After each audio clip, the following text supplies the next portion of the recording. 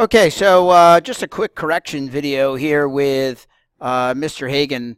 So I noticed that in the video, in one of the early videos, I said that the federal taxes here were calculated by taking, I think it might have been right here that I had E18 as the number that was being divided by 26. I had E18, and that's incorrect. That should be E8.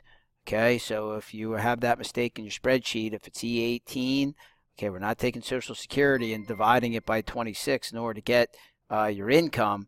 We got to do E8. So that E18 should become E8 divided by 26. E8 divided by 26. Okay, so make sure that you get that fixed on your spreadsheet.